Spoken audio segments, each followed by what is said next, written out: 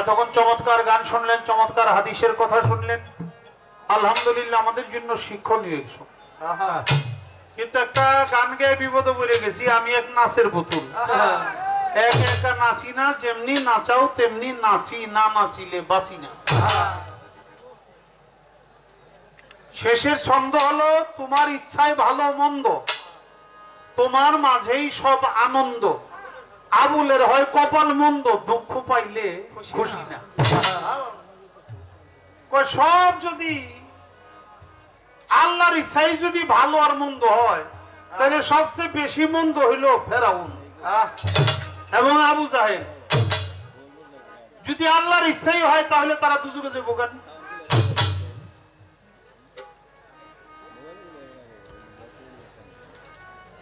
আমার বাজান তার গানের মধ্যে, একটা গানের মধ্যে বলছে, পরম তত্ত্ব না জানিয়া তুমি মিছে করছো বাহাদুরি, সর্বজীবে ঘুরি আমি সর্বজীবে ঘুরি। তার একটা ছন্দ হলো, ইচ্ছাময়ী নামটি আমার, ইচ্ছাতে কইরাছি সংসার, বাঞ্ছা কল্প তরু জীবের বাঞ্ছা পূর্ণ করি। বেআইনি বাঞ্ছা করলে তার শাস্তি হবে ভারী, আর আইন মতো বাঞ্ছা করলে আমি তারে বান্দা বইলে স্বীকার করি। আল্লাহ হইল বাঞ্ছা কল্পতরু, জীবে যা বাঞ্ছা করে আল্লাহ সে বাঞ্ছাটা পূর্ণ করে। এখন বাঞ্ছাটা আমি কি করলাম? বাবা চোর যখন চুরি করতে যায় তখনও চোর কয় আল্লাহ আমি জানি ধরা পড়ি না, আল্লাহ ধরা জানি পড়ি না নাকি? আবার যে ব্যক্তি বাড়ির মালিক, সে যখন শোয় সেও বলে আল্লাহ আমি আমার এই মাল জানমাল সবকিছু তোমার হাওলা করে আমি শুইলাম, তুমি দেখে রেখে।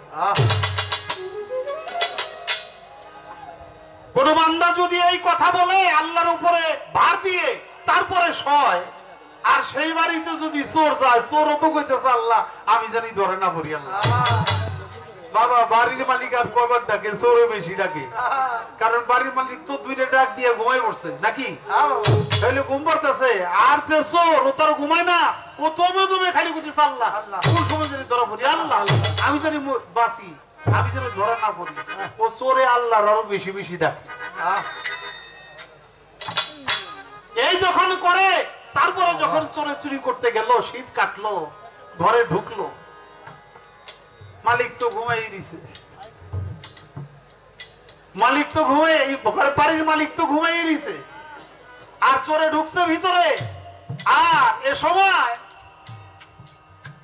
এক ইঁদুর দেখে বাড়িতে হলো বিড়াল, ইঁদুর যখন দৌড়াদৌড়ি করতেছে, বিড়ালও লাফ দিয়ে ধরতে গেছে, বিড়াল রে ধরতে গেছে, ধরতে যায় বাবা ঠাসুয়া বিড়াল আর ইঁদুর দুইজন একবারে ওই বাড়ির যে মালিক ঘুমিয়ে ছিল ওটার কুকুরে উঠছে, সিটটা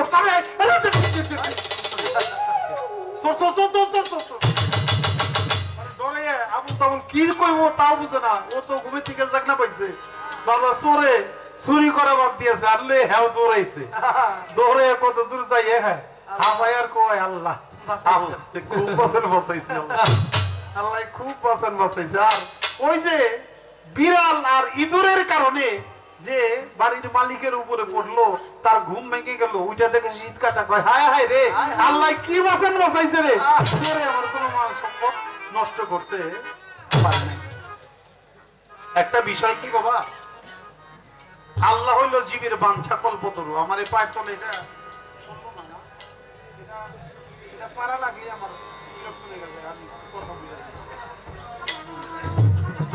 মানে পায়ের তলে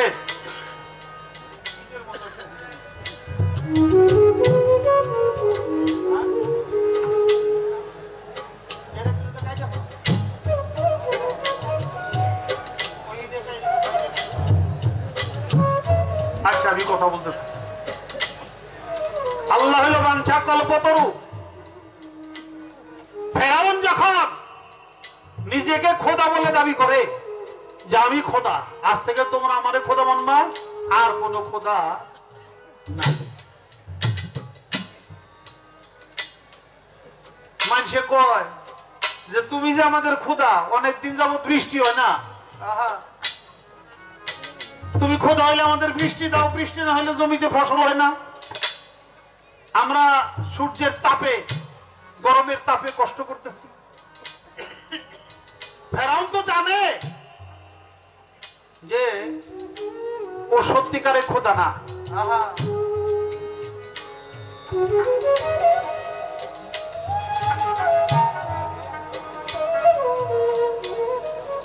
মুসা হইল আল্লাহর নবী। মুসা নবীর গায়ের জামা নিয়ে পাহাড়ের উপর ওইটা কয়, আল্লাহ তুমি তো জানো আমি সত্যিকার আল্লাহ না,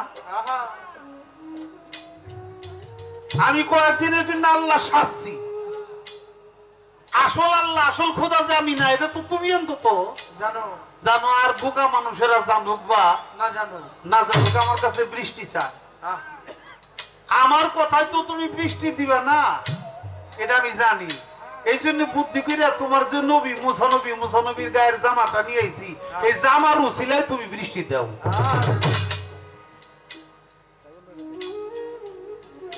আল্লাহ কয় ফেরাউন রে, তুই আমার মুসার গায়ের জামা আর উসিলায় বৃষ্টি চাস, আমার নবীর গায়ের জামার উসিলায় যখন চাস আমি তো না করতে পারি না।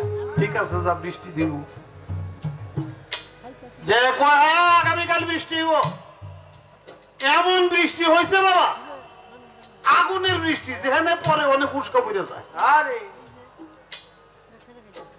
কোন মতো সেই বৃষ্টি তার টিকতে পারে না। মানুষেরা কয় ওরে আমার আল্লাহ, ওরে খোদা, এই বৃষ্টি থেকে বাঁচাও, এই বৃষ্টি আমরা চাই না, বন্ধ করো। বৃষ্টি তো বন্ধ হয়েছে। ফেরাউনের কাছে যে কয় যে আপনি আমাকে খোদাকে কেমন বৃষ্টি দিলেন, যে বৃষ্টিতে জয়লা পুরা সরকার হয়ে যায়, যেটা কোনো ঠান্ডা না শীতল না। তো ফেরাউন কয় আমার মতো খোদা যেখানে, ওইখানে আমার মতো খোদায় বৃষ্টি দিলে এরকম বৃষ্টি, মানে আমি যে জাতের খোদা আমার বৃষ্টি দেও ওই জাতের। আমি আর কোনো কথা বলবো না। নবী করিম সাল্লাল্লাহু আলাইহি সাল্লামকে পরীক্ষা করার জন্য আবু জেহেল অনেক রকমের পরীক্ষা নবীর কাছ থেকে নিছে, তাও সে ধর্মে আসে নাই। কারণ আল্লাহ তাআলা বলছে ফালান তাজিদাল্লাহু ওয়ালিয়াম মুরশিদা, যার অন্তরে মোহর মারা হয়ে গেছে সে কোনোদিন ওলি পর্যায়ের, হাদি পর্যায়ের মুর্শিদ খুঁজে পাবে না। না, আল্লাহ তাআলা পবিত্র কোরআন মজিদে বলছে আমি যদি চাইতাম তাহলে প্রত্যেককেই ইমানদার করতাম। এটা পবিত্র কোরআনের বাণী। আল্লাহ চাই নাই। আল্লাহ না চাওয়ার পিছনেও কারণ আছে। আল্লাহ না চাওয়ার পিছনেও কারণ আছে। একটা মানুষ লেখাপড়া করে উচ্চ শিক্ষায় শিক্ষিত হয়ে তারপর একজন দুনিয়ার মূর্খ একজন লোকরে, মানে অশিক্ষিত লোকের পায় ভক্তি দিয়ে পড়ে, এটা স্বাভাবিক বিষয় না। এটা এক জন্মের কামাই না, এটা এক জন্মে হয় না, এটা জন্মান্তর বাদে বলে। তুমি যে এখন এত বড় সাধু হয়েছো, এত বড় ওলি হয়েছো, এত বড় বিশ্বাস হয়েছো, এত বড় মর্যাদাপূর্ণ ব্যক্তি হইছো, এটা তোমার পূর্ব জন্মের কামাই, তোমার এ জন্মের না। গত জন্মে যা করেছো এ জন্মে তাই ভোগ করার জন্য এসেছো। আবু জেহেল, আবুল আহাব, উতবা, সাইবা এবং আরো যারা বড় বড় কাফের মুনাফিক, আল্লাহ তাদেরকে পথে আনে নাই। তাই বলছে, তাই গানের মধ্যে বলছি তোমার ইচ্ছায় ভালো মন্দ, তোমার মাঝেই সব আনন্দ। আবুলের হয় কপাল মন্দ, দুঃখ পাইলেই খুশি না। দুঃখ পাইয়াও যদি খুশি থাকতাম তাহলে আমার কপাল ভালো হইতো। আর দুঃখ পাইলে যে খুশি না, এই জন্য আবুলের কপাল মন্দ মন্দ। আমি আর বেশি কিছু বলবো না। ইচ্ছাময়ী নামটি আমার, ইচ্ছাতে গৈরাসী সংসার, বাঞ্ছা কল্প তরু জীবের বাঞ্ছা পূর্ণ করি। বেআইনি বাঞ্ছা করলে তার শাস্তি হবে ভারী, কিন্তু আইন মতো বাঞ্ছা করলে তারে ভক্ত বইলেই স্বীকার করি, বান্দা বইলে স্বীকার করি। তাই বাবা আমার এই হাত শক্তিটা আল্লাহর নাকি? আমার এই হাতের শক্তি কার? আল্লাহর না? আল্লাহর। মুখের শক্তিটা কার? আল্লাহর না? আল্লাহ যদি বলতে না দিতে বলতে পারতাম না? তা আমি যদি মুখ দিয়ে একটা গালি দেই, এই গালি দেওয়ার শক্তিটা কার? এটাও কি আল্লাহর না? হাতের শক্তি দিয়ে কারো হাত পা টিপিয়ে শক্তি আল্লাহর না? এই হাত দিয়ে কারো যদি চটকনা মারি, অন্যায় ভাবে থাপ্পড় মারি, অন্যায় করি, এটাও কি আল্লাহর শক্তি না? আল্লাহর শক্তি। কিন্তু ইন্নামাল আমাল বিনিয়াত, আমার নিয়ত কি বলে, আমার ইচ্ছাটা কি, আমার আকীদাটা কি। আমি যদি ভালো করি তাহলে ভালো পাবো, আমি যদি খারাপ ইচ্ছা পোষণ করি তাহলে খারাপটাই পাবো। আবু জেহেল, উতবা, সাইবা, ফেরাউন, তাদের মূল আকীদাই ছিল খারাপ। এই জন্য তাদের জন্য শাস্তি হইল জাহান্নাম। আমি আর কথা না বললাম, একটা গানে চলে যাব, কিন্তু আর একটা জায়গায় তো একটা পেছে ফালাই দিছে। ঠিকই আছে বাবা, কারণ এতদিন দাড়ি রাখি নেই, এখন আবার চাষি নেই। হ্যাঁ, এটা রাখছি কিনা তো জানি না, এখনো দাড়ি চাষি নেই, এই জন্য সে একটা খুঁড় ধরতেই পারে, কোনো দোষ না। কিন্তু আমার একটা কথা মনে হইলো, রাসূলের হাদিসটা শুনে যে একটা মাত্র দাড়ি, ওইটার মধ্যে 70 জন ফেরেশতা ঝুইলা রইছে। রাসূল দেখে হাসলো। ওই বেটারা মনে করলো, ওই বেচারা মনে করলো কি রে, একটা দাড়ি হয়তো বেদক, এই জন্য মনে হয় রাসূল হাসছে। যে দাড়িটা চাইছে ফলাইছে, পরের দিন গেছে রাসূলের মুখ বেজার। আপনি আজকে বেজার কেন? তোমার এই একটা দাড়ির মধ্যে 70টা ফেরেশতা ছিল, এই জন্য আমি দেখে হাসছি। আজকে সেই ফেরেশতা নাই। তখন আমার শাহ আলম ভাই, আমি একটা কথা জানতে চাই, সেটা হলো একটা দাড়ির মধ্যে 70 জন করে ফেরেশতা, তুমি প্রত্যেকদিন ফেরেশতাকে গোয়া গাইতে ভালাও বেলেট দিয়ে চাইছে যে ফেরেশতাকে গোয়া কাটো, এটা শাস্তিটা কি হবে? দাড়ি রাখি না, এটা একটা হলে এত ফেরেশতার ওজন সহ্য করতে পারব না। আর একটা কারণ আমি কমু না, যেটা কইবেন না ওইটা কি, এটা এক প্রশ্ন। আর একটা হইলো যে এই যে প্রত্যেকদিন ফেরেশতার গোয়া গাইতে ভালাও, এটা শাস্তিতে তোমার কি হইব, এটা জানতে চাই। যেহেতু হাদিসের কথা আসছে, এখানে হাদিস থেকেই এই প্রশ্নটা আমার রইল।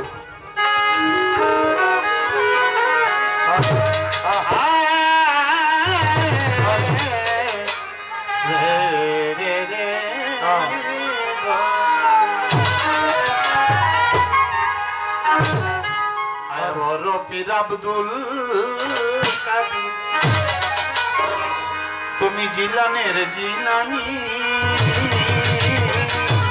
আরে তোমারই নামে আগুন হয়ে যায় পানি। আয় বরফি, আয় বরফির আব্দুল কাদির।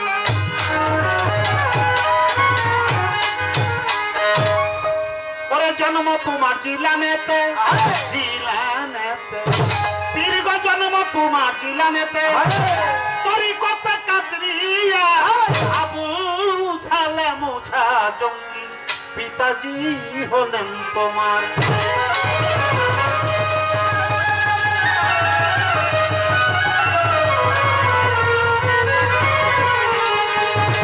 ওরে জন্ম তোমার জিলানেতে, দীর্ঘ তরিকত কাদরিয়া আবু সালেম মুছা জঙ্গি, পিতাজি হলেন তোমার। উম্মুল খায়ের ফাতেমা, উম্মুল খায়ের ফাতেমা, তোমার হয় জননী, পীর গো তোমার হয় জননী। তোমার মানে আগুন হয়ে যায় পানি। আর বড় পীর আব্দুল কাদির,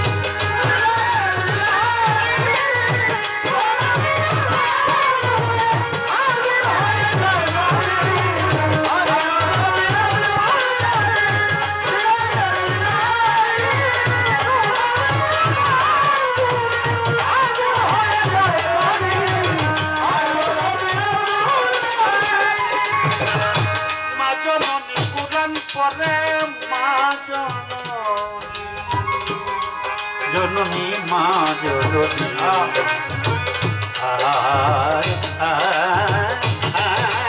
মা জননী পুরাণ পরে করবে তারে সন্তান 18টি পারা কোরআনটি মুখস্থ করিয়া যাবে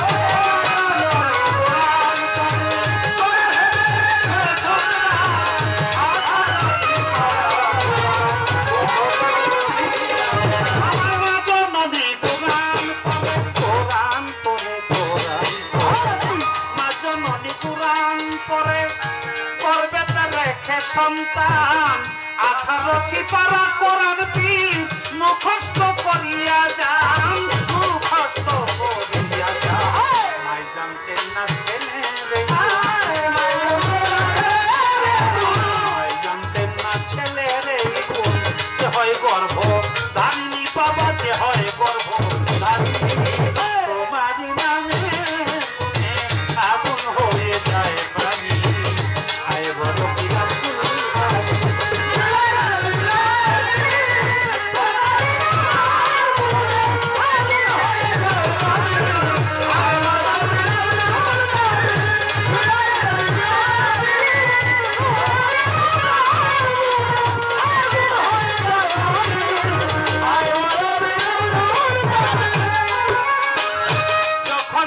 জন্ম নিল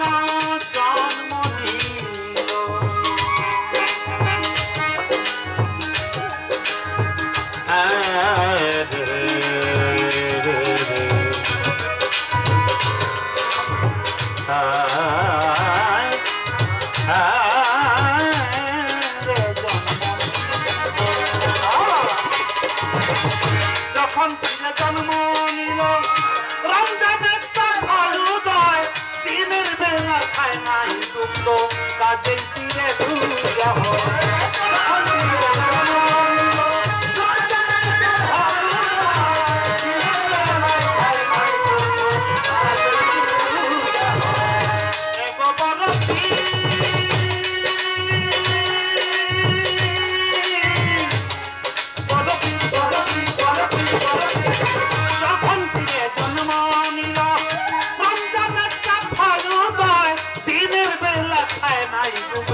কাজে ফিরে পূজা হয় আমার নিজের কাছে কাছে বান্দা ছিল আল্লাহ ফেরেশতা সব আসমানি আল্লাহ ফেরেশতা সব আসমানি তোমারই নামের গুণে আগুন হয়ে যায় প্রাণী আর বলো কিরা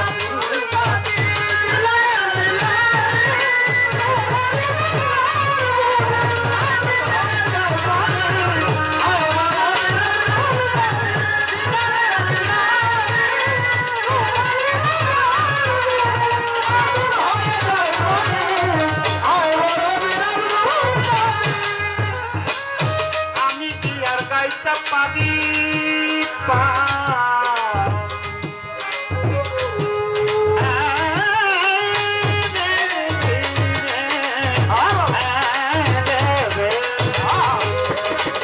আমি গাইতে পাবি তোমার জীবন কত মুক্তারের কালেবের ভিতর কেঁদেছিল রুহান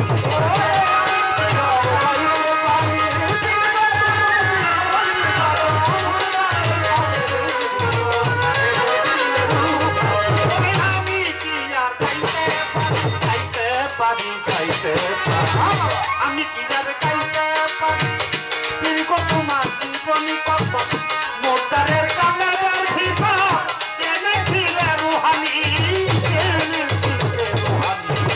কয়দিন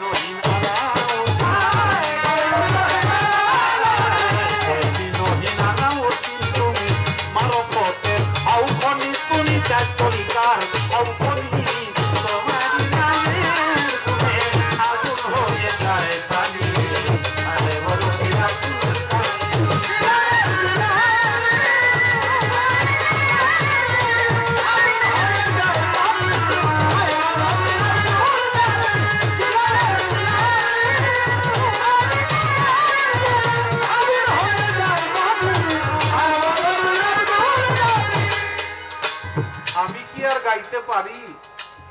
পীরগো তোমার জীবনী কত মুর্দারের কালেবের ভিতরে তুমি এনেছিলে রুহানি, তাই কয়দিন ওহিন আলাউদ্দিন তুমি মারফতের হও খনি।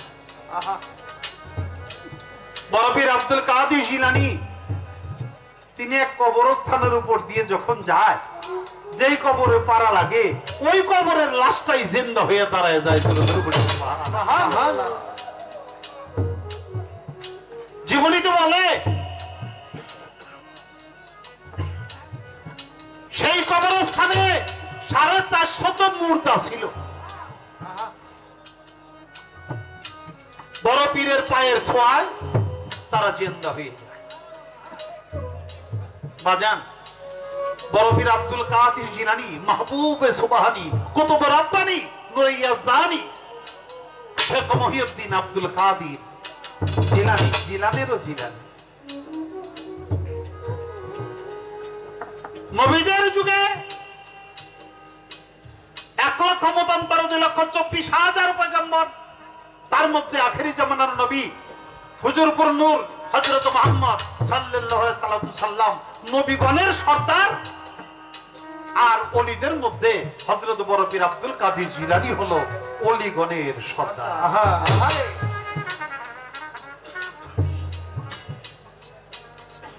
হযরত খাজা মঈনুদ্দিন চিশতি রহমাতুল্লাহি আলাইহি তিনিও মাদারজাত ওলি, রুহানি জগতের ওলি।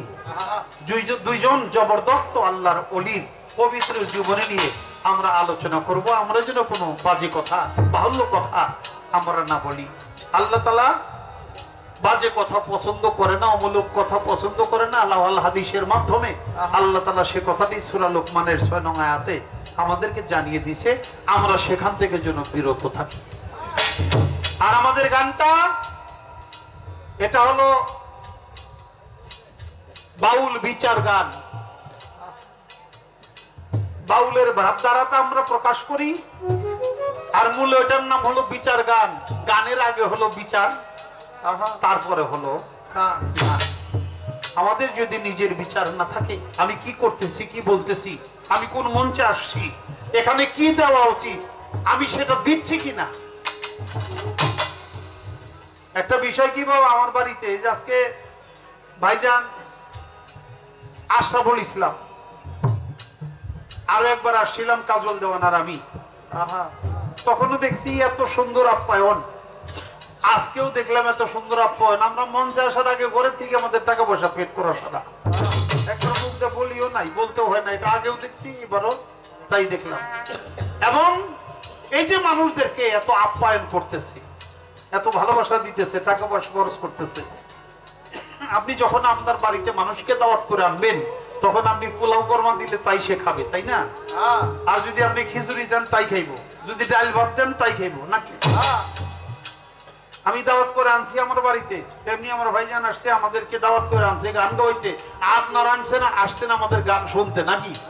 এখন আমার যা আমি দিব, আপনারা তাই শুনতে হবে, তাই আপনাদের খাইতে হবে।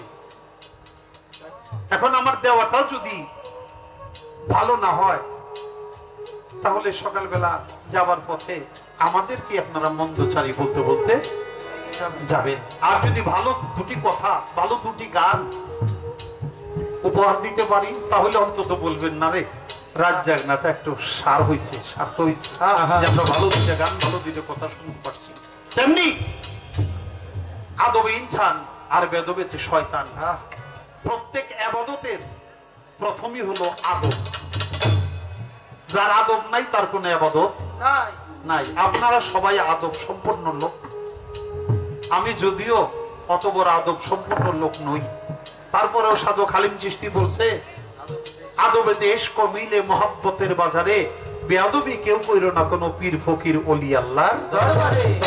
আপনাদের কাছে সেই দয়া দোয়া চরণ ধুলি চাই, আমরা যেন অন্তত আদব সম্পূর্ণ না হইলেও আমরা যেন কোনো বেয়াদবি আচরণ না করি। সেই বড় পীর আব্দুল কাদের জিলানী কবরস্থানে পাড়া দেয়, কবরের মুর্দা জিন্দা হয়ে যায়। হইতে হইতে 450 মুর্দা জিন্দা হয়ে গেছে। আমার বড় পীর আব্দুল কাদের জিলানী বলে, মুর্দারা তোমরা যেখানে ছিলে সেখানে চলে যাও। আমার মা তো আমাকে শাসন করতেই পারে। মাতা গুরু, পিতা গুরু, গুরু জ্যেষ্ঠ ভাই, তার চেয়ে অধিক গুরু হলো ভজনের কামাই। মা হলো প্রথম গুরু। তাই আমার মা আমাকে শাসন করে। তার জন্য তোমরা কবর থেকে বাসটা শুয়ে দাঁড়াইছো। তোমরা যাও, যেখানে ছিলা সেখানে চলে যাও। চলে গেল সবাই। একটা খুব তেরা, ওটার যায় না, তেরাটার যায় না। এই তুমি যাও নাই? কয় না দয়াল, আমি আর কবরে যাইতে চাই না। কয় কেন? কবরে যে শাস্তি, যে আযাব, এই কষ্টটা আমি আর সহ্য করতে পারি না। আপনার চরণ স্পর্শে যেহেতু একবার আমি প্রাণ ফিরে পাইছি, জিন্দা হইছি, তখন আমি দুনিয়াতে ভালো কর্ম করতে চাই, যে কর্মের মাধ্যমে আবার কবরে গেলে এই শাস্তি আর পাইতে না। আমার বড় বীর আব্দুল কাদের জিলানী বলল, ঠিক আছে যাও, আমি তোমাকে আশীর্বাদ করলাম, তুমি কিয়ামতের আগ পর্যন্ত জীবিত থাকবে।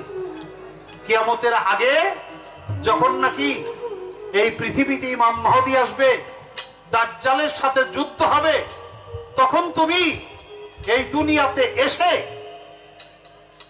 তখন তুমি এই দুনিয়াতে আল্লাহর এক নবী চৌথা আসমানে রয়েছে, নাম তার ঈসা নবী।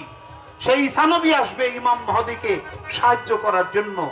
সেই ঈসা নবীর কাছে যে আমার একটা সালাম দিবে, আসসালামু আলাইকুম, বলবা এই সালামটা হলো বড় বীর আব্দুল কাদের জিলানী দিয়েছে। এটা সালামটা দেওয়ার পরেই তুমি, তোমার মৃত্যু হবে।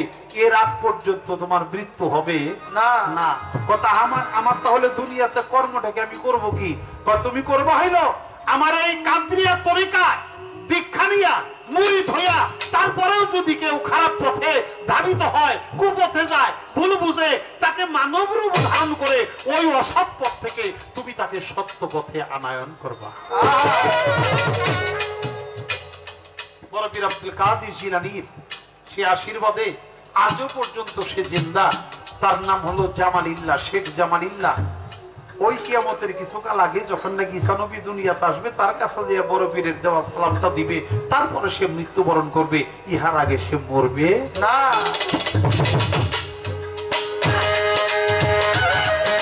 তাই আমি পিলার গাইতে পারি, পীর কত মাটি বলি কত, মুর্দারের কালের ভিতর এনেছিল রুহানি।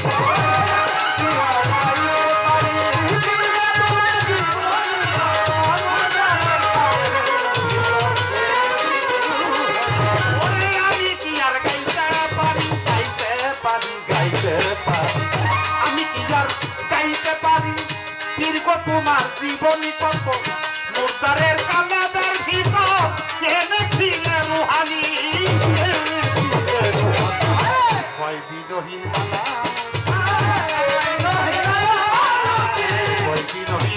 আলাউদ্দিন, তুমি মারফতের আউখনি, তুমি চার তরিকার আউখনি।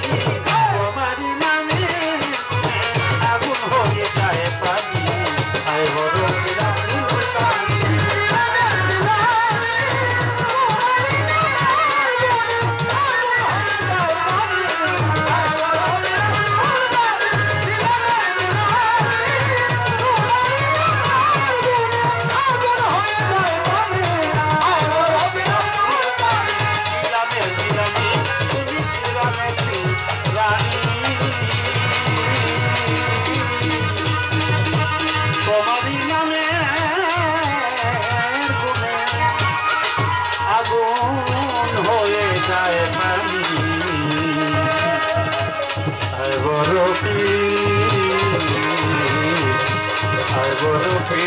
আব্দুল কাদের।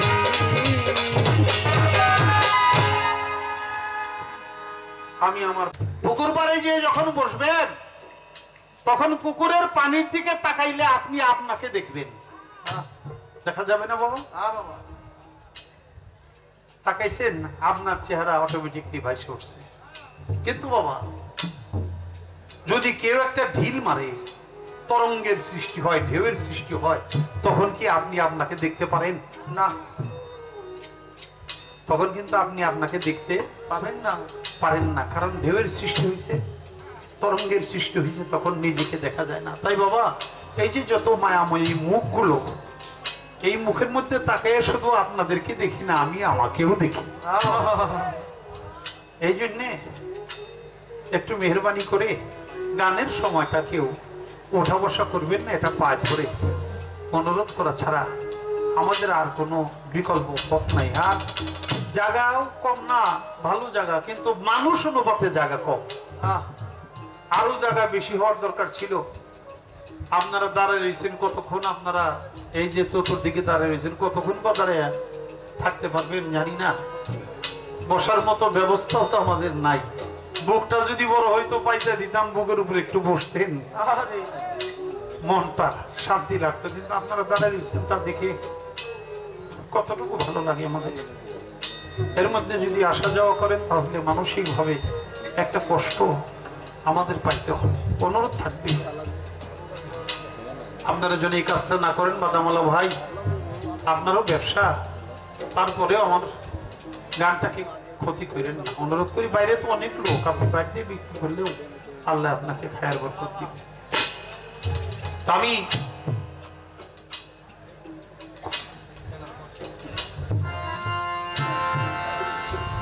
আমি একটি কথা জানবো। হযরত খাজা মঈনুদ্দিন চিশতি রাহমাতুল্লাহ আলাইহি এই দুনিয়ায় এক প্রকারের লোক হলো ভোগী, আর এক প্রকারের লোক হলো ত্যাগী। ভোগীর সংখ্যা অনেক বেশি, ত্যাগীর সংখ্যাটা অনেক কম। আমাকে যারা ভোগী মানুষ, তারা এক বেলা খাইতে না পারলে এই কষ্টের কোনো শেষ নাই না। আবার কোন জায়গায় খানা আছে, কার বাড়িতে যে খামু ওইটাও করুন। আমরা কিছুদিন আবার লাইন দিয়েও খানা খাইছি, এই করুন ইতিহাসটায় নাই বা গেলাম। আমরা ভোগী মানুষ, কিন্তু আল্লাহ অলিগণরা হলো ত্যাগী। তাদের কাছে খানা আসে, খায়, এটা আল্লাহর রহমত, আল্লাহর নিয়ামত, আল্লাহর বরকত।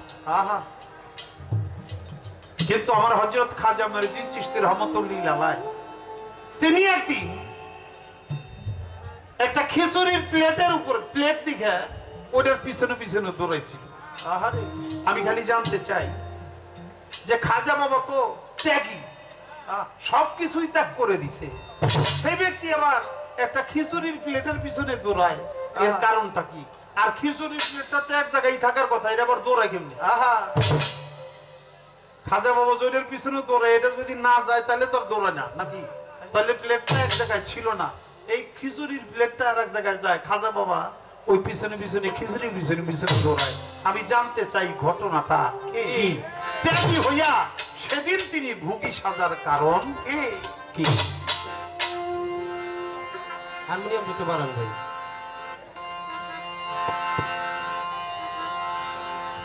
আর কাদাইবা কতকাল হাসি পাবাই আমারে, কান্দাইবা কতকাল গেল না তো আমার দুঃখেরই কপাল, বাজান আমার গেল না রে দুঃখেরই কপাল। আর কান্দাইবা কতকাল দয়ালা, কান্দাইবা আর কান্দাইবা কতকাল গেল না আমার দুঃখেরই কপাল, দরদি গেল না রে দুঃখেরই কপাল।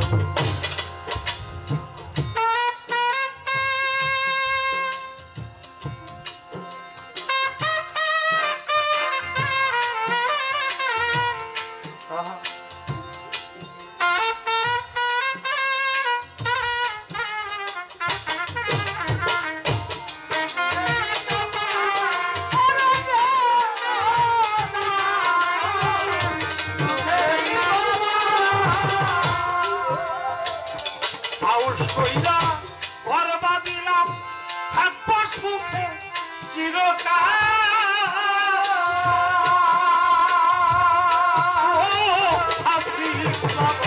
হাউস কইরা ঘর বাঁধিলাম থাকবো ঘরে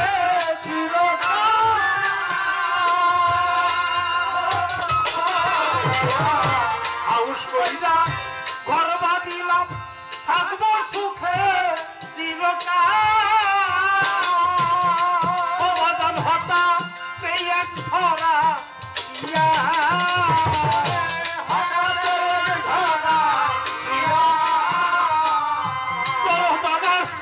হঠাৎ একই ছড়া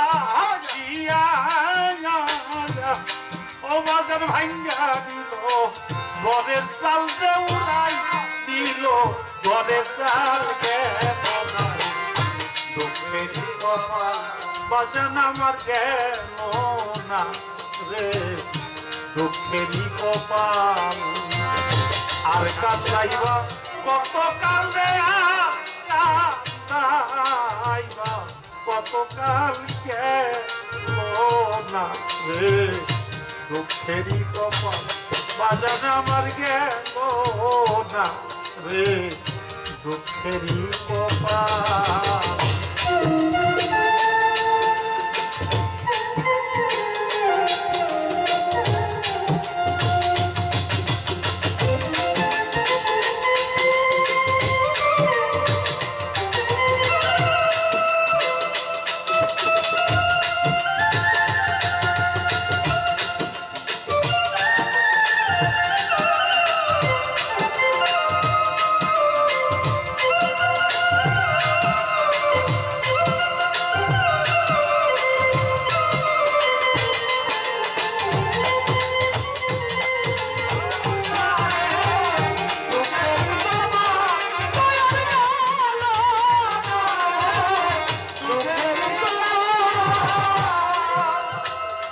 হাউস কইরা গাছ লাগাইলাম খাবো গাছে মিষ্টি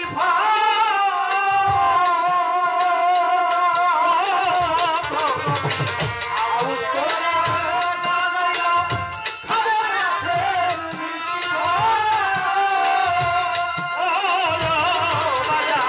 হাউস কইরা গাছ লাগাইলাম খাবো গাছে মিষ্টি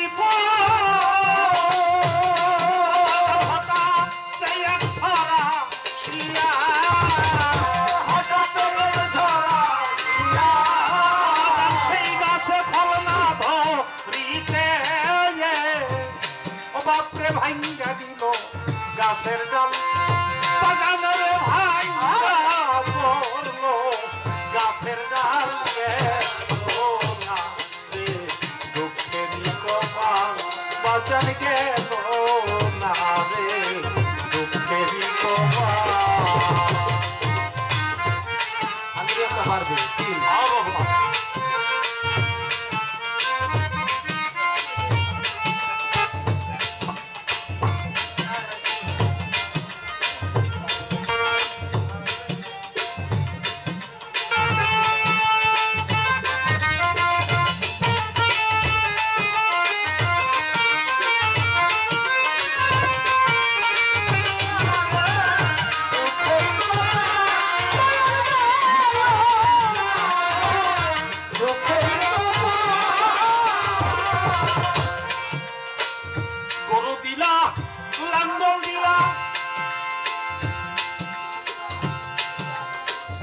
জমি দিলা গরু দিলা লাঙ্গল দিলা পাইতে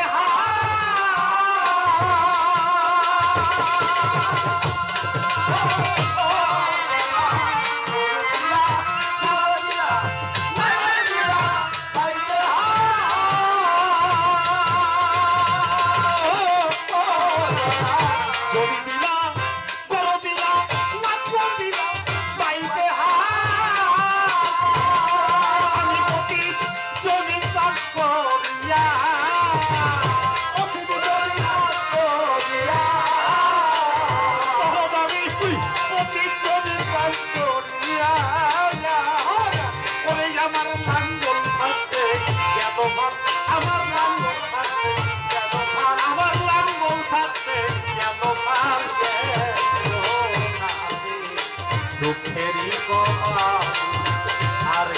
কামাইবা কতকাল দয়ালার কামাইবা কতকাল গেল না রে দুঃখেরই কপাল দয়াল আমার গেল না রে দুঃখেরই কপাল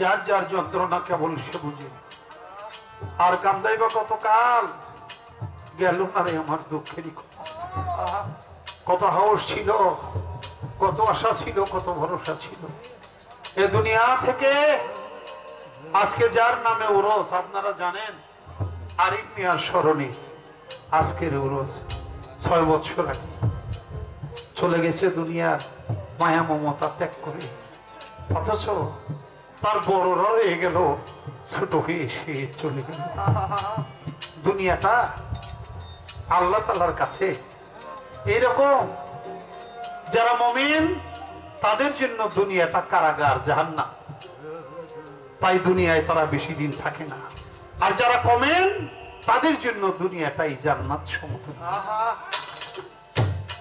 কিন্তু যে যায় সে তো চলে যায় পরম বন্ধুর বাসরে, যারা রয়ে যায় তাদের মনের অবস্থাটা কি হয়? হাউস করে গাছ লাগাইলাম আমার মিষ্টি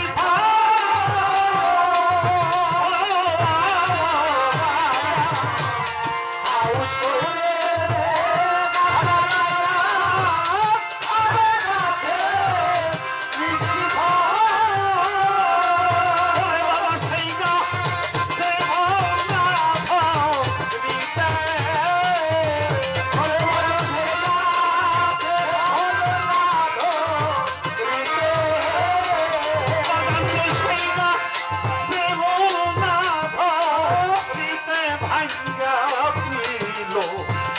গাছের ডাল বাজানো ভাঙ্গা পড়লো, গাছের ডাল নামে দুঃখেরই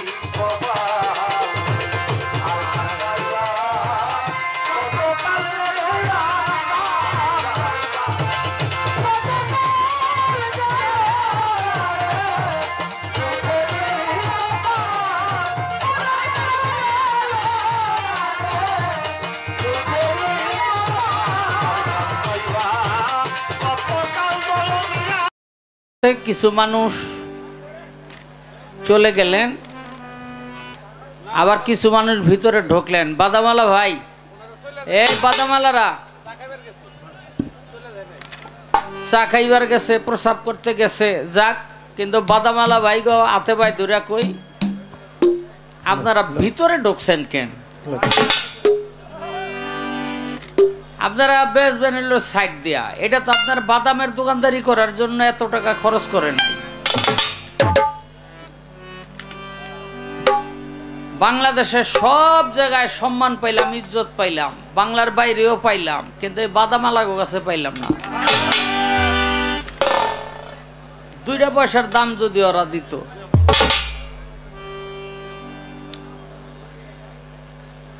তো প্রশ্ন করলেন খিচুড়ির প্লেটের পিছে পিছে আমার খাজা বাবা দৌড়ায় কেন, এই একটা জিজ্ঞাসা। আর তুমি এই ফেরেশতাগো গোড়া কাটিয়া লাও কেন, এটা হইল আর একটা। আর গোপন কোনটা যেটা কইবা না, চেষ্টা করব। দেখেন, আমার পর্যন্ত বুঝলেন ফেরেশতা আহেই না, কারণ আমি হলো নীতি সেভ করি। হ্যাঁ, তো এই জন্য জানে যে ও লোক ভালো না, অরহনে গিয়া কায়দা করতারুম না, ও আইতে আইতে দেখো কাটিয়ে ধুইছি, বুঝলেন। এই জন্য আমার কাছে আসেই না।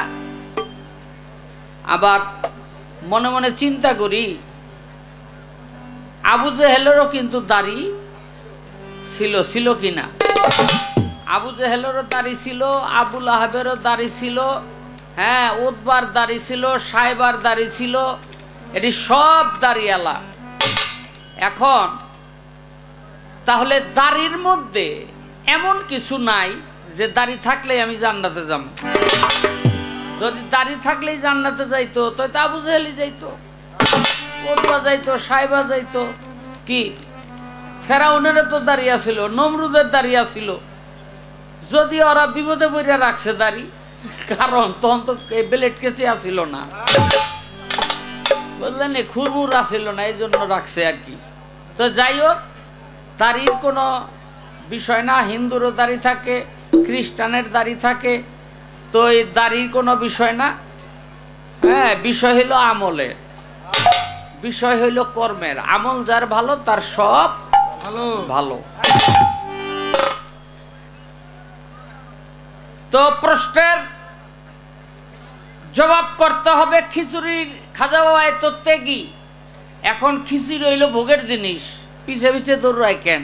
আরে খাজা বাবাই যে কেন পিছে পিছে দৌড়ায়, এটা একটা কারণ আছে। আমার খাজা বাবা এক রাস্তা দিয়া যায়, দেখে এক পাহাড়ের আড়ালে এক লোক কান্দে। খাজা বাবাই কয়, তুমি কান্দো কেন? কয়, আমার মা নাই, বাপ নাই, আমি এতিম, আজকে একটা সুন্দর দিন, অথচ আমি অনাহারে আছি। খাজা বাবাই দৌড় পাইরা বাড়িতে গেছে। বাড়িতে গিয়া মায়েরে কয়, মা কি রাঁধছ? কয়, খিচুড়ি। কয়, 12। খাজা বাবাই মায় বাইরা দিছে, আর খাজা বাবাই মনে মনে বললেন যে ওই অভুক্ত লোকটার কাছে, ওই অভুক্ত ছেলেটার কাছে এই খিচুড়িটা, প্লেট থালা তুমি নিয়ে যাও। খাজা বাবা হইল জীবন্ত আল্লাহর ওলি। ওই খিচুড়ির পিছনে পিছনে খাজা বাবাও যায়, যে দেখে সঠিক লোকটার কাছে খিচুড়িটা পৌঁছাইলো কিনা। ওই লোকটার কাছে পৌঁছাইলো, ওই লোকটা খাইলো। খাজা বাবায় নিজের জামা ওই লোকটারে পরাই দিল। হ্যাঁ, আর ওই লোকটার ছিঁড়া জামা খাজা বাবায় পরলো। আসলে এর মধ্যেই খাজা বাবায় যে আরো মহাত্যাগী সেটাই প্রমাণ করে দিল।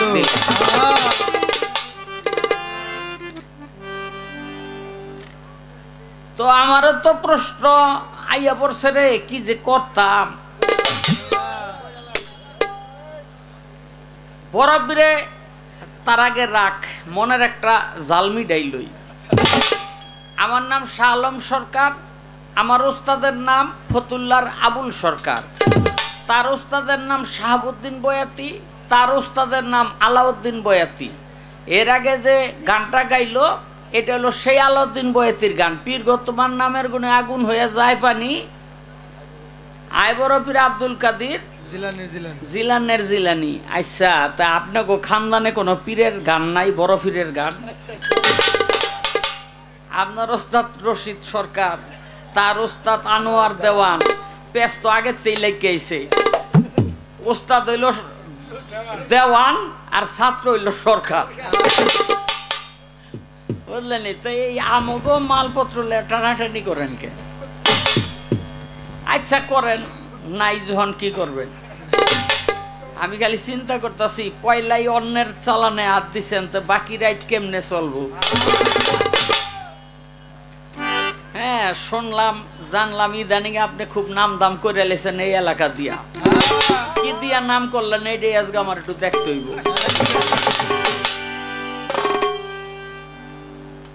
এই আপনার মধ্যে একটা অনুভূতি কাজ করে না যে আমি যদি নবী হইতাম তাইলে এই যাই ঝামেলা আর করতে হইতো না, জান্নাতে যাইতাম। আমি যদি বড় পীর হইতাম তাইলে এই যাই ঝামেলা করতে হইতো না, আমি জান্নাতে যাইতাম। কি বড় পীর জান্নাতি না জাহান্নামী? বড় পীর জান্নাতি, আলহামদুলিল্লাহ জান্নাতি। নবী রাসূল যারা, তারা জাহান্নামী না জান্নাতি? জান্নাতি। তারাও সবাই জান্নাতি। তাহলে জন্মের আগেই যাদের জান্নাতের টিকিট পাওয়া ওই রকম হইতে কার না মনে চায়? ঠিক কিনা? আচ্ছা, তো বড় পীর হইল জন্মের আগেই জান্নাতের টিকিট পাওয়া। আমি জানতে চাই, যেই নূরে আল্লাহ পাক বড় পীরে তৈরি করলো, একই নূরে আমারও বানাইছে, আপনাকেও বানাইছে। তাই আপনারা বড় পীর হইলেন না, আমি বড় পীর হইলাম না। বড় পীর হইল, এখন আমার হইল কাঠের ভাঙ্গা ফুলের মধ্যে ঝুলতাছি, নিচে পড়ি না পার হই, এটার কোনো ভরসা নাই। কিন্তু বড় পীর যে পার হইয়া জান্নাতে গেছে গা, এটার ভরসা আছে। তাহলে বড় পীর আব্দুল কাদের জিলানী জান্নাতি, আমরা জান্নাতে যাবো না জাহান্নামে যাবো কইতেই পারি না। এই হইলো আমাকে অবস্থা। তো যেই নূরে বড় পীরের সৃষ্টি করছে, ওই নূরে আপনাকেও আমারও সৃষ্টি করছে। তাহলে বড় পীরের গুণটা কি আর আমগো দোষটা কি? জন্মের আগেই বেহেশতের টিকিট পাই যে পাইয়া গেল, হের গুণটা কি? আর জন্মের আগে আমাকে দোষটা ছিল কি? একটু আবুল ভাই কইয়া দিবেন, যেন তোর বয়াতি হইলে জিগাইতাম না। এটা কিন্তু আমার প্রশ্ন না, এটা হইলো জানতে চাই আর কি, সামনে আইতাছে। বড় পীর আব্দুল কাদের জিলানী জন্মগ্রহণ করলেন। নবী করিম সাল্লাল্লাহু আলাইহি সাল্লাম একটা নাম রাখলেন। আল্লাহ কয় না, ওই নামের চেয়ে ভালো নাম আমার কাছে আছে। নবী কয় কি নাম? বলে এই নাম। এখন নবীর নামেও মানুষ বড় পীরে ডাকে, আল্লাহর নামেও বড় পীরে ডাকে, কিন্তু নবীর যেই নামটা দিছে এই নামটায় বড় পীর আল্লাহ পাক তেমন একটা সন্তুষ্ট ছিলেন না। নবীর নাম রাখলো, ওই নামে আল্লাহ সন্তুষ্ট না, এই জন্য আর একটা নাম রাখিয়া দিল। এই দুইটা নাম কি?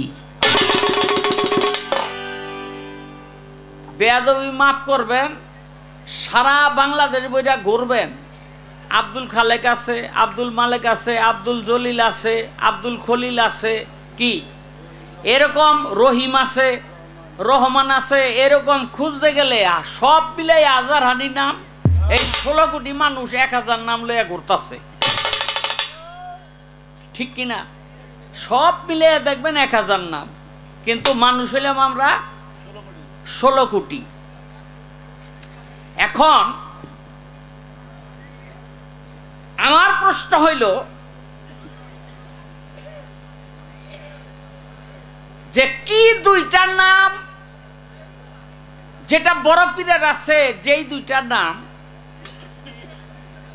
আমরাও রাখি, এই নাম দুইটা কি? একটা গান গাই, তারপর হইলো আজকে পালা হইব।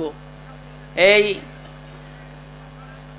ফেসবুক বা ইউটিউবের মধ্যে দেখলাম এক ব্যক্তি বলতেছে, আল্লাহ মাফ করুক আমাকে, এটা বলাও পাপ শোনাও পাপ, যে খাজা হইল গাঁজাখোর। সবাই বলেন নাউজুবিল্লাহ। নাউজুবিল্লাহ। এই ভারতবর্ষের মধ্যে 96 লক্ষ বিধর্মীকে আমার খাজা মঈনুদ্দিন চিশতি ইসলামের আলো দিছে। খাজা বাবার আগে একজন ব্যক্তি মাত্র এই ভারতবর্ষের মধ্যে ইসলাম নিয়ে আসছিল, সে টিকতে পারে নাই। একজন ব্যক্তি খাজা বাবা ইসলামকে প্রতিষ্ঠিত করছে এই মহাভারতের মধ্যে। সেই খাজা বাবারে যিনি ইসলাম নিয়ে আসলো, ধর্ম নিয়ে আসলো, আল কোরআন নিয়ে আসলো, আল্লাহর রসুলকে নিয়ে আসলো, সেই খাজা বাবাকে যারা গাঁজাখোর বলে তাদের ঠাই একেবারে জাহান্নামের মধ্যে, যেটা সবচেয়ে ছোট সবচেয়ে খারাপ, ওই জায়গার মধ্যে হইব।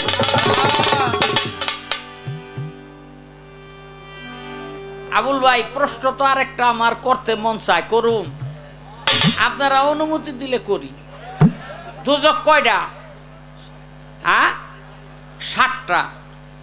এই 7টা দুজক আল্লাহর কাছে প্রত্যেক দিন কান্দে, আল্লাহ ওই জায়গার মধ্যে আমাকে ফালাইও না। এই জায়গাটা কোনটা?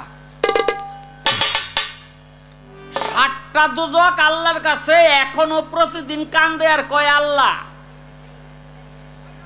তুমি কোনদিন আমাকে ওই জায়গার মধ্যে ফালাইও না, কারণ তাইলে আমাকে সাজার কোনো শেষ থাকবো না। আমি জানতে চাই, দুজকের মধ্যে সবকিছুর সাজা হয়, সেই দুজক আল্লাহর কাছে কান্দে, ওই জায়গার মধ্যে ফালাইও না, ওই জায়গাটা কোনটা? জীবনে কেউ এটা করি নাই। আজকাল লম্বা বয়েতি, আরে বড় বয়েতি পড়ে গেছে। আস্তে এখন ওই গানটা আমি করব, ওইটা দেখা আমি একটা গান লিখছি, ওই গানটা আমি করব। আপনারা খেয়াল করে গানের কথাগুলি শুনবেন।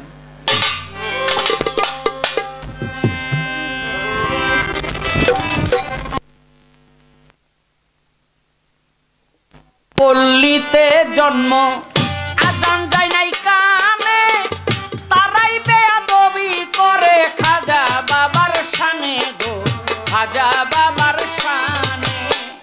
পতিতালয়ে জন্ম আজান যায় নাই কানে, তারাই বেয়াদবি করে খাজা বাবার শানে গো, খাজা বাবার শানে।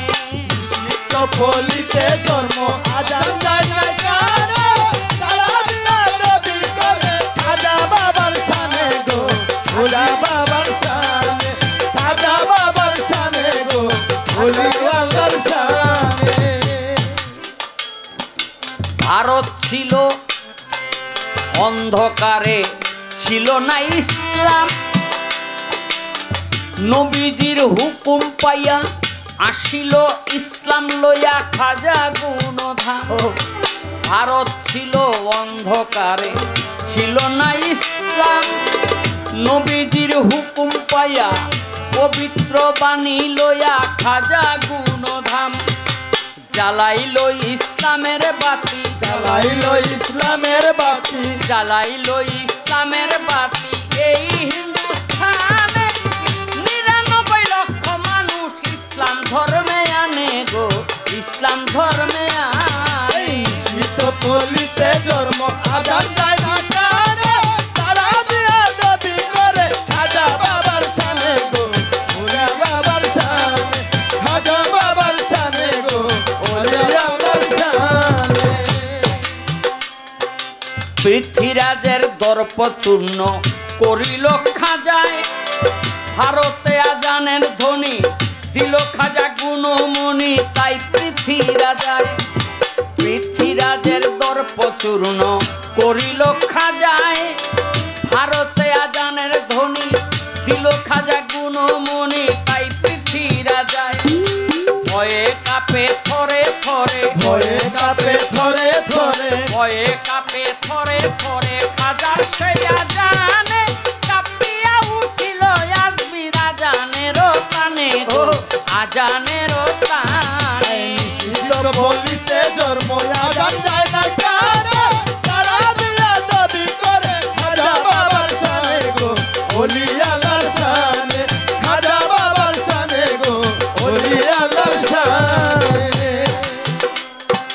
যে বাতির আলোতে আমরা হইলাম মুসলমান, এজিদের গরম বাজারে নাচিনিয়া সেই খাজারে করি অপমান। যে আইল ওরে যে বাতির আলোতে আমরা হইলাম মুসলমান, এজিদের গরম বাজারে নাচিনিয়া সেই খাজারে করি অপমান। শাহ আলম সরকার বলে, শাহ আলম সরকার বলে, শাহ আলম সরকার বলে যে জানে সে জানে, জানে না খাজা কি ধর্ম না থাকবে মানে গো, না থাকবে মানে। শীত পলিতে জন্ম আজান যায় না কানে, তারা দিয়া দাবি করে খাজা বাবার শানে গো, ওলি আল্লাহর শানে, খাজা বাবার শানে গো, ওলি আল্লাহর শানে। পতিতা পল্লীতে জন্ম আজান যায় নাই কানে, তারাই বেয়াদবি করে খাজা বাবার শানে গো, খাজা বাবার শানে। ওলি আল্লাহর শানে গো, ওলি আল্লাহর শানে, খাজা বাবার শানে গো, ওলি আল্লাহর শানে।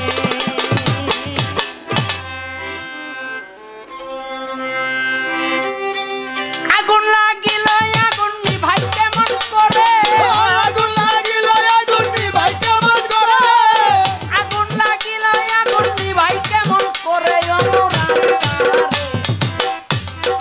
প্রেম জ্বালা কি জ্বালায় অন্তরে, অমর আল্লাহ প্রেম জ্বালা কি জ্বালায় অন্তরে, অমর আল্লাহ। ও আগুন লাগিল আগুন নিভাই কেমন করে, আগুন লাগিল আগুন নিভাই কেমন করে, ওমর আল্লাহ প্রেম জ্বালা কি জ্বালায় করে, ওমর আল্লাহ প্রেম জ্বালা জ্বলে গরম করে, ওমর আল্লাহ।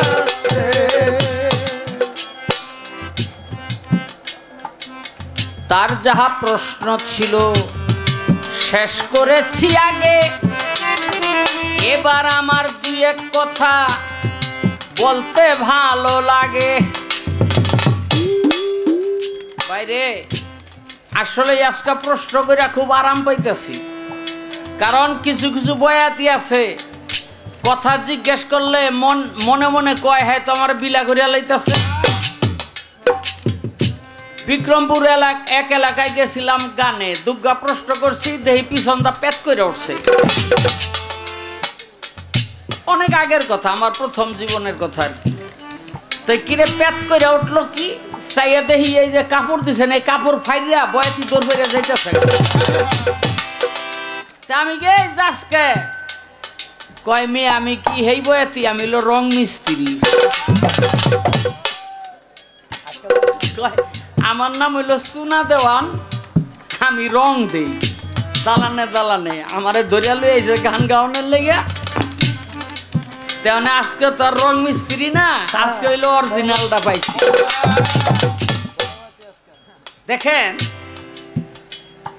বরফির এক কবরের উপর দিয়ে আইটা যায় এক কবরে পা পড়ছে হেনতে একটা বাইরে হইছে নাম হইলো জামালুল্লাহ কয় যা কয় যাইতাম না কয় কেরে কয় কবরে খুব আজব আমারে দোয়া করেন কিয়ামত পর্যন্ত যেন বাইচা থাকি কয় দোয়া করুম যদি একটা কাম আমার কর্তারস কয় কি কয় কাজটা হলো ঈসা নবীর কাছে আমার সালামটা পৌঁছাই দিবি কয় দিমু এই পৃথিবীতে ঈসা নবী আসবে এই সালামটা পৌঁছাই দিয়া ওই শেখ জামালুল্লাহ মারা যাবে আচ্ছা আবুল ভাই আমি জানতে চাই বরফির আব্দুল কাদের জিলানী এই ইমাম মেহেদির কাছে সালাম পৌঁছাইয়া না দিতে কইয়া ঈসা নবীর কাছে পৌঁছাই দিতে কইল ইমাম মেহেদির দোষটা কি ঈসা নবীর গুণটা কি কারণ ঈসা নবী হইলো তখন আর নবী থাকবে না তখন আসবে হইলো উম্মত হইয়া হ্যাঁ তখন আসবে নবীর উম্মত হইয়া আর ইমাম মেহেদি হইলো পাওয়ারফুল আস্তে খবর আছে এই ইমাম মেহেদি সম্পর্কে যখন আল্লাহ রাসূল আলোচনা করে তখন সাহাবীরা প্রশ্ন করে ইয়া রাসূলুল্লাহ ইমাম মেহেদির মার নাম কি কয় আমেনা ইমাম মেহেদির বাপের নাম কি কয় আব্দুল্লাহ কত মার নাম আমেনা বাপের নাম আব্দুল্লাহ তো তখন কি আপনি আসবেন তখন আল্লাহ রাসূল মুস্কি একটা হাসি দিয়া বলছিল ইমাম মেহেদির সাথে আমার একটা পার্থক্য সেটা হইল ইমাম মেহেদি এই এমনে থাবর দিয়া তারপরে পাল্লার মধ্যে থাবর দিয়া মাজার কোমরের মধ্যে থাবর দিয়া কথা কইব বাবার নাম আব্দুল্লাহ মার নাম আমেনা দেখতে ঠিক আল্লাহর রসুলের মতো কিন্তু পার্থক্য হলো এইটা এইবার আপনারা বুঝেন ইমাম মেহেদি সম্পর্কে আল্লাহ রাসূল কি বলছে আর ঈসা নবী এই পৃথিবীতে আসবো কেন কান্ত খালি আল্লাহর কাছে আল্লাহ আমি নবী না হইয়া যদি আখেরি জামানার পয়গম্বরের উম্মত হইতাম আমার কপাল ভালো হইতো আল্লাহ কয় যা কবুল করে দিলাম তুই মুহাম্মদের উম্মত হইয়া এই পৃথিবীতে আবার আবি আসমানে উঠাই লয়ে গেল এই দামেস্কের মধ্যে আবার তারে পাঠাইব কেমনে ও ইমাম মেহেদির সময়ই আল্লাহর রসুলের উম্মত হিসাবে আচ্ছা ইমাম মেহেদির দাম বেশি নাকি এই ঈসা নবীর দাম বেশি কথা কোন নাকি ডরান ইমাম মেহেদির মূল্য বেশি ইমাম মেহেদির সম্পর্কে আল্লাহ রাসূল কি বলছে এটা তো বললাম ওই সেই সালামটা ইমাম মেহেদির কাছে না দিয়া ঈসা নবীর কাছে দিল এই বড় পীর এই বাসট করতে ভুল করলো না এর মধ্যে কোনো কারণ আছে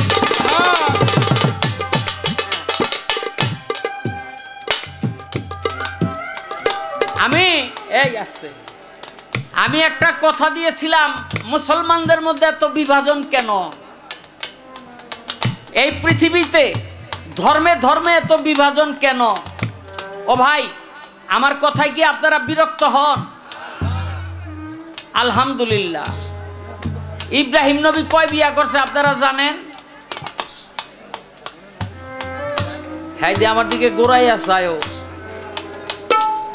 শোনেন আল্লাহর রাসূল বলছে বেয়াদবি মাফ করবেন ইসলাম প্রচার করতে গিয়া আমার নিয়ে আবার মাইর খাইতে হয় আল্লাহর রাসূল বলছে আমার উম্মতের মধ্যে সেই উত্তম উম্মত যে একটার বেশি বিয়া করলো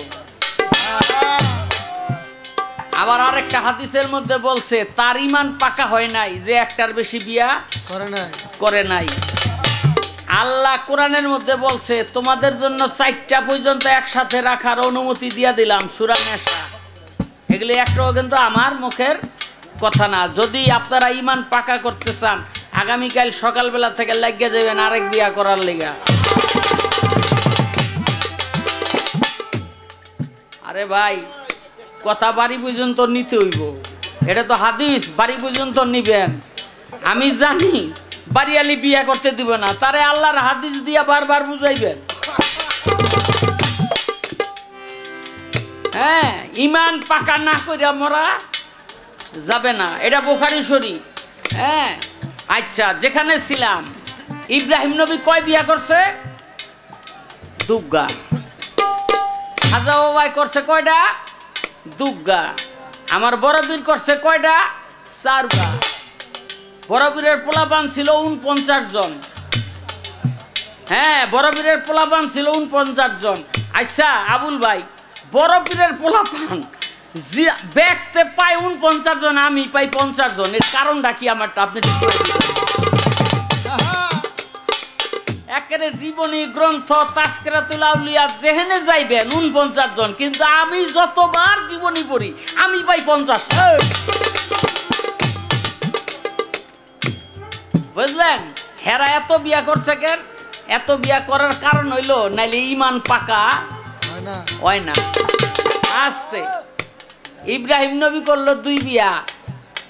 সারা হইল বাদশার মাইয়া, আর হাজেরা হইল বান্দি। সারা হইল সুন্দরী, আর হাজেরা ছিল হইল কালো। দাসী হিসেবে দিয়া দিল এক বাদশায়, অনেক বড় ঘটনা। এখন সারা রয় না পোলাপান। সারার যখন পোলাপান হয় না তখন গালি খুশায়, আর একটা বিয়া করো তুমি। হতিনের ঘরেও যদি পোলাপান হয় আমি তো বাবা কইয়া কুলে লইতে পারুম। কারে বিয়া করুম? আমার কাছে কে পোলাপান দিব, কে মাইয়া দিব? কয় যে ঘরের যে বান্দি ওরেই করো। করছে। যেই মনে করেন বিয়া শাদী করছে, কয়দিন পরে হাজেরা হইছে পুয়াতি, এদিক দিয়া সারাও হইছে পুয়াতি। পুয়াতি বুঝেননি? এটা আমিও বুঝি না, মাসে সিগো মুখে শুনছি।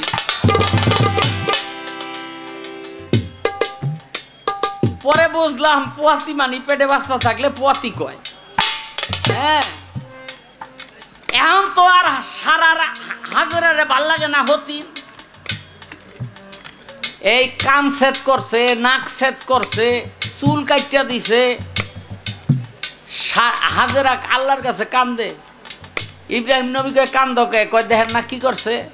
ইব্রাহিম নবী কয় আল্লাহ, আমার বড় বউ তো ছোট বড় এই অবস্থা করছে, আপনাকে ডো করবো, টেনশন নাই। যারা 2-3 বিয়া করছেন তারা জানেন কি সুখে আছে। ওই যে একজনের জিলের তারে বাড়ি খেয়ে গেছে, বুঝলেন নি? তো তখন আল্লাহ পাক বলল, এই যে হাজেরা যে কান্দে না, এই চোখের পানিগুলি আধা ধরো। আধা ধরছে আর মতি হয়ে গেছে। মতি মতি এই মতি অলংকার বানাইয়া কানে লাগাইলো, নাকে লাগাইলো, আর চুল তো আল্লাহর কুদরতে আস্তে আস্তে বড় হয়। ওই এখন তো হাজেরারে আরো সুন্দর দেখা যায়। সারাই কয় করলাম হইল ভালো না দেখানোর জন্য, খারাপ দেখানোর জন্য, এখন তো উল্টো আরো বেশি ভালো হয়ে গেছে। এই যে আমাদের মা বোনেরা কি নাকে নাক ফুল দেয়, কানে কানের দুল দেয়, ভালো লাগে না খারাপ লাগে? ভালো লাগে। হ্যাঁ, ভালো লাগে, খারাপ লাগে না। কিন্তু একটা জিনিস খারাপ দেয়, এটা হলো টিপ। টিপ, কপালের টিপ। এটা হইল এই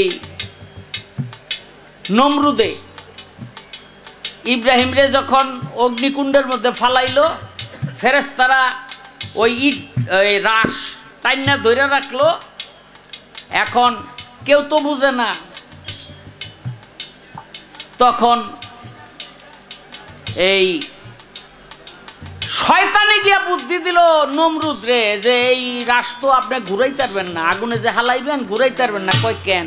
কয় কেউ দেখে নাই, আমি দেখাইছি। ফেরেশতারা লো টাইনা ধরে বয়ে রয়েছে। কয় তো এই ফেরেশতা খেতামু কেমনে? কয় মহিলা দিয়া মুতান। আচ্ছা, এই হাজার হাজার মানুষের সামনে কোন মহিলা যাইব? তখন পতিতালয় থেকে কিছু নারী ভাও করছে, তোমরা এই কাম করবা নাইলে গর্দান নেমু। হেরা কয় আমরা এই কাম করতে পারি, কিন্তু এরপরে তো মানুষ আমাকে চিন্না যাইব, তাইলে আমাকে উপায়ব কি?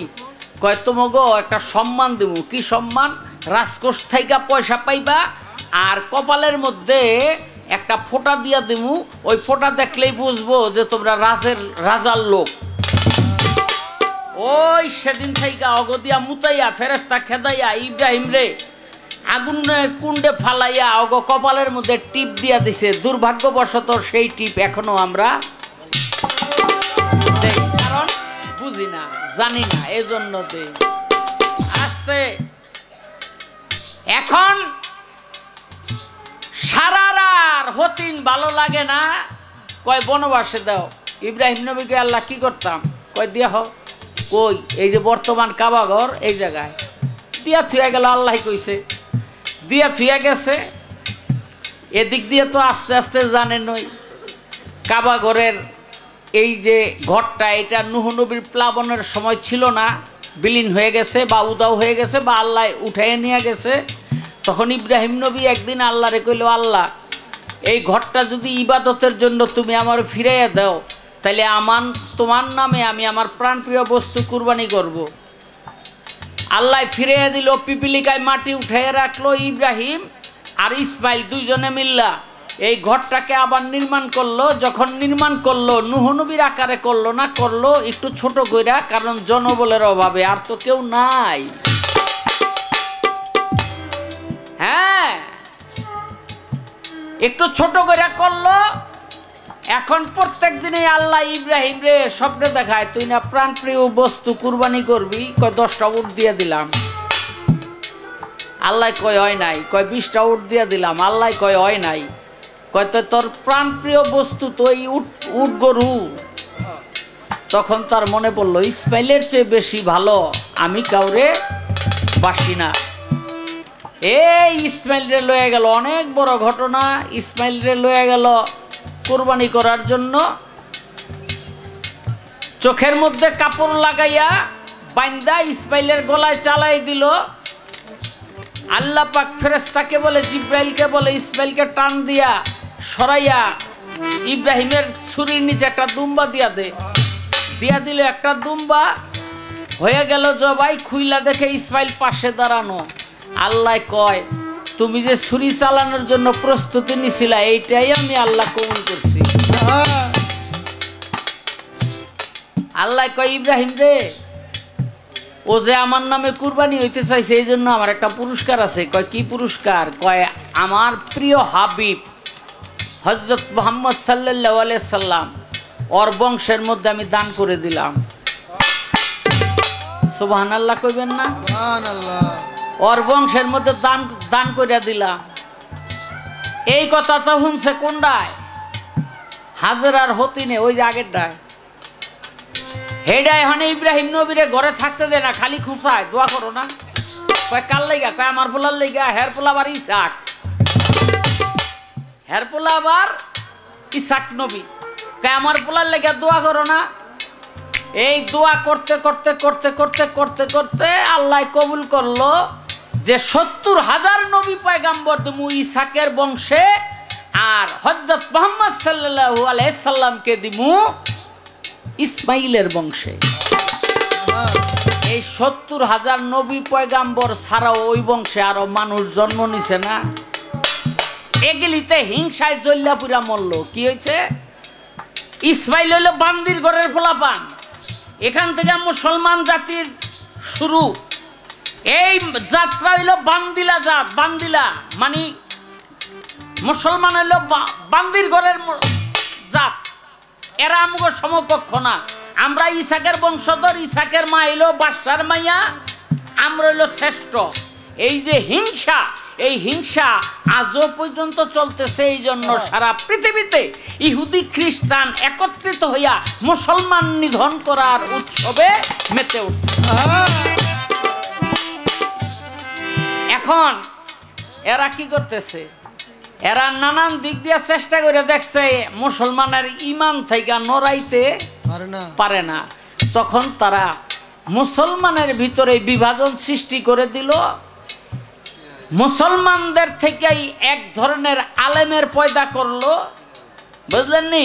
এই আলেমরা এখন নানান ভাবে ফতুয়া দেওয়া আরম্ভ করলো কি আমরা আল্লাহ পাইলেই চলবো, মুহাম্মদের কোনো দরকার নাই। সবাই বলেন নাউজুবিল্লাহ। নাউজুবিল্লাহ।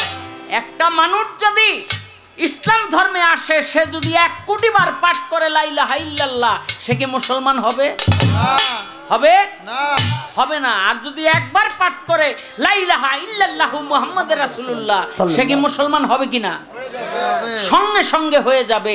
তাহলে আল্লাহর নাম 1 কোটি বার পাঠ করলো মুসলমান না, আল্লাহর সাথে আমার আল্লাহর হাবিবকে একবার নাম নিলেই মুসলমান। সেই আল্লাহ রাসূলের গুরুত্ব আছে কিনা? ভাইরে, আমাদের ভিতরে কিছু আকীদার মানুষ আছে, আমাগো আল্লাহ লা ইলাহা ইল্লাল্লাহ কইলেই চলবে, মুহাম্মদের কোনো দরকার নাই। আগে ঘরে ঘরে আল্লাহ রাসূলের নামে মিলাদ হইতো, ইয়া নবী সালাম আলাইকা, ইয়া রাসূল সালাম আলাইকা, ইয়া হাবিব সালাম আলাইকা, সালাওয়াতুল্লাহ আলাইকা। কি কথা ঠিক কিনা? এখন আমাদের ভিতরে কিছু মানুষ ফতুয়া দিয়া ফেকা দিয়া এটারে বন্ধ কইরা দিছে কিনা? আমরা দাঁড়াইয়া যাইতাম, মিলাদ পড়তাম কেন? রসুলের মহব্বতে। যার ভিতরে রসুল প্রেম নাই সে তো মুসলমানই না। যদি আল্লাহকে মানার নাম মুসলমান হইতো, তাহলে আবু জেহেল মুসলমান। আবু জেহেলকে আল্লাহ পাক প্রশ্ন করছিল আল্লাহর হাবিবকে দিয়া যে তুমি বলো এই জীবন তোমাকে কে দিয়েছে? আবু জেহেল বলে আল্লাহ। আবু জেহেল বলে আল্লাহ। আল্লাহর রাসূলকে আল্লাহ বলে তুমি বলো, জিজ্ঞেস করো এই সৃষ্টিকার? আবু জেহেল বলে আল্লাহ। হ্যাঁ, আবু জেহেল বলে আল্লাহ। বলে তাহলে তুমি পাঠ করো লা ইলাহা ইল্লাল্লাহ মুহাম্মাদুর রাসূলুল্লাহ। আবু জেহেল কয় আমি লা ইলাহা ইল্লাল্লাহ মানি, তোরে মানি না। তাহলে লা ইলাহা ইল্লাল্লাহ মানার নাম কখনো মুসলমান না। মুসলমান হতে হলে লা ইলাহা ইল্লাল্লাহর পাশে মুহাম্মাদুর রাসূলকেও মানতে হবে। যতক্ষণ পর্যন্ত আল্লাহর রাসূলকে মানবে না, ততক্ষণ পর্যন্ত সে ঈমানদার হতে পারবে না, মুসলমান হতে পারবে না। তাই বাবারে, শুধু লা ইলাহা মানে লা ইলাহা ইল্লাল্লাহ মানে এরকম একটা গ্রুপ তৈরি করলো ইহুদি খ্রিস্টানেরা আমাদের ভিতর থেকে। এখন তারা ফেকা ফতুয়া দিয়া বেড়াইতেছে যে আমগো আল্লাহর দরকার আছে, রসুলের কোনো দরকার নাই। হ্যাঁ বলে মরিয়া গেছে। আল্লাহর রসুল মাটি মঞ্জিল করবেন, কবরের মধ্যে শোয়াইলেন হযরত আলী। দেখে ঠোঁট দুইটা নড়ে। হযরত আলী কান পাইতা কান ওই মুখের সামনে নিয়ে শুনে আল্লাহ রাসূল বলতেছে ইয়া হাবলি উম্মতি, ইয়া হাবলি উম্মতি। তরবারি হাতে নিয়া ওই রওজার 2 পাশে 2 পাও দিয়া বলতেছে আল্লাহ রাসূলকে যারা বলবে মারা গেছে তাদেরকে আমি 2টা টুকরা করে ফেলবো। যদি মারা যায় সে কথা বলে কিভাবে? আল্লাহ রাসূল জিন্দা না মরা? জিন্দা। একটু জোরে আওয়াজ দিয়ে বলেন জিন্দা। আল্লাহর রাসূল জিন্দা। আল্লাহর রাসূল কখনো মরে নাই। আরে আল্লাহর রাসূল তো মরে নাই, মরেই নাই। এটার জন্য এত কিছু দরকার নাই। আল্লাহ বলে কোরআনের মধ্যে যারা নাকি আমার নামে শহীদ হয় বা মারা যায় তারাও তো মরে না, তারাও জীবিত। ওলি আউলিয়ার ব্যাপারে কইছে, নবী রাসূলের ব্যাপারে কইছে, সাহাবীদের ব্যাপারে বলছে। তাই এই সমস্ত লোক থেকে আমাদের ঈমান বাঁচানোর জন্য একটু দূরে থাকতে হবে। তারা কি করতেছে? সুফিবাদের গলার মধ্যে ছুরি চালাইয়া দিছে। পীরের কাছে যাইও না, পীরের কাছে কিছু নাই। হ্যাঁ, খালি নামাজ পড়ো আর মাদ্রাসা বানাও আর যা খুশি তা করো। দেখতেছি আমি, দেখা কথা কই ভাই, আমার কাছে কোনো ই নাই, আমি দেখি। বুঝলেন নি? না, আল্লাহর সাথে আল্লাহর রসুলের প্রয়োজন আছে। আর আল্লাহর রসুলের প্রয়োজন থাকলে একজন পীর মুর্শিদের দরকার আছে। এজন্য রজ্জবালী দেওয়ান সাহেব বলেছেন যাবি যদি মাসুক রূপ দর্শনে আল্লাহর আশিকান বসো ওলি আল্লাহর ধ্যানে। আল্লাহর কি বলে পাক কালাম পাঠাইলেন সাই, কোরআন খুলে দেখো তাই কি বলেন সাই আপন পাক জবানে। আমার রাসূলকে যে ভালোবাসে আমাকে সে ভালোবাসে, ছায়া কায়া দুইজন একজনে। রাসূলের হাদিসে কয় কথা সত্য মিথ্যা নয়, হয় না পরিচয় উসিলা বিহনে। আমার নবীকে যে মানিবে নিশ্চয় সে আমাকে পাবে, আমি সুপারিশকারী তার হাসরও মিজানে। কামেল পীরের নীলে তালকিন রাসূলকে দেখিবে সেদিন, যার যার পীরের রূপে আসিবে সামনে। তাই পীরের রূপ নয়নে রাখো, হৃদকপটে ছবি আঁকো, কর ধ্যান বসিয়া নির্জনে। আল্লাহর আশেকান বসো অলি আল্লাহর আল্লাহর অলি আশেকান দয়াল বাবা কাদির চান। কর ধ্যান সজল নয়নে, হৃদয়ে রাখিলে চিন মিলিবে নিদানের দিন। কর ইয়াকিন কয়রত জব্দবানে, আল্লাহর আশেকান বসো অলি আল্লাহর। যে মুর্শিদের হাতে হাত দিল না সে কখনো তার কখনো রসুল পাওয়া হবে না, আর যে রসুল পাবে না সে কখনো আল্লাহ পাবে না। জান্নাত জান্নাত করেন, জান্নাতে তো একটা ব্যাঙও যাইব। জান্নাত জান্নাত করেন, জান্নাতে তো একটা উটও যাইব। জান্নাত জান্নাত করেন, জান্নাতে তো একটা এই গাবিও যাইব। তাহলে একটা গাভী জান্নাতে যাইব, একটা উট জান্নাতে যাইব, একটা ব্যাঙ জান্নাতে যাইব, একটা পিঁপড়া জান্নাতে যাইব। তো আপনার মধ্যে আর ওই উট পশুর মধ্যে এটা পার্থক্য কি? জান্নাতে যাওয়া কোনো বাহাদুরি না, বাহাদুরি হইল স্বয়ং আল্লাহকে লাভ করা।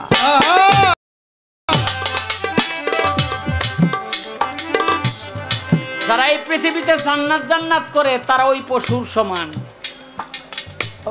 আল্লাহকে পাওয়ার জান্নাত পাওয়ার মধ্যে কোনো বাহাদুরি নাই। বাহাদুরি হইল আল্লাহকে পাওয়ার মাধ্যমে, আল্লাহকে পাওয়ার মধ্যে। আর সেই আল্লাহকে পাইতে হইলে যাইতে হবে একজন কামেল মুর্শিদের কাছে। কামেল মুর্শিদকে পাইতে হইলে কি করতে হবে? রাসূলকে পাওয়া যাবে, আর রাসূলকে পাইলে সে আল্লাহকে পাবে। রাখ, প্রশ্ন তো অনেকগুলি করে লাইছি রে, আর করুম না।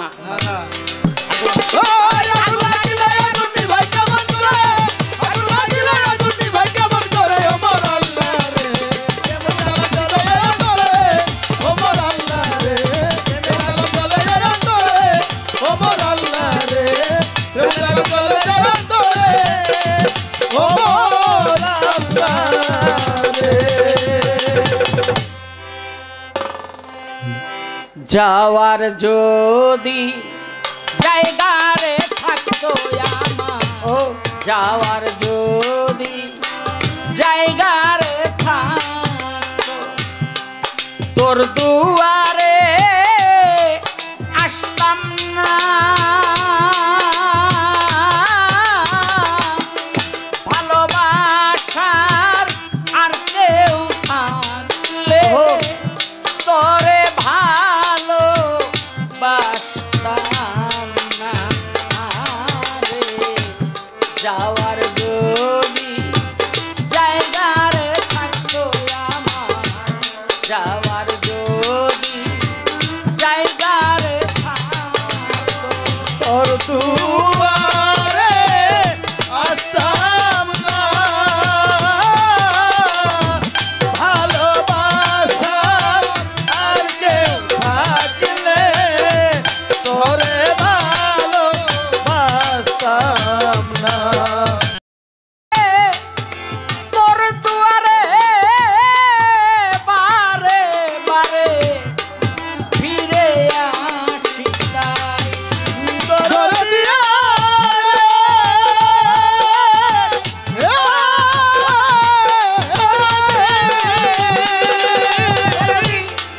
তুই ছাড়া যে আমার কোনো যাওয়ার জায়গা নাই।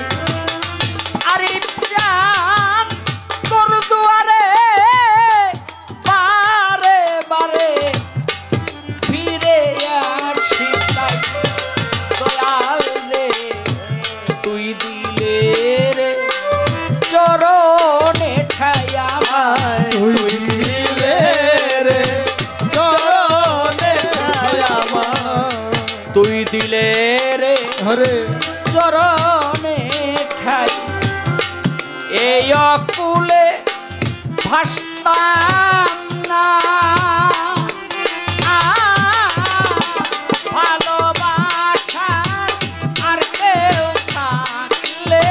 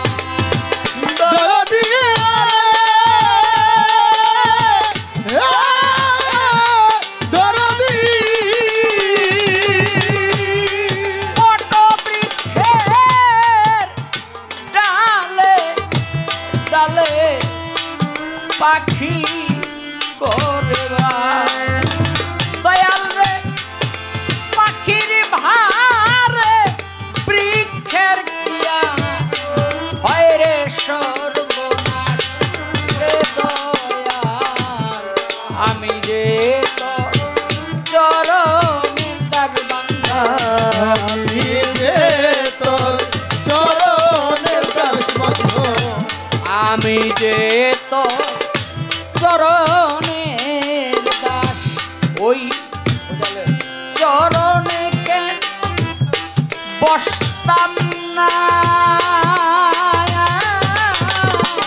ভালোবাসা আর কেউ থাকলে করে ভালো বাসতাম না আরে যাওয়ার যদি জায়গা রে থাকতো আমার যাওয়ার যদি জায়গা রে থাকতো তোর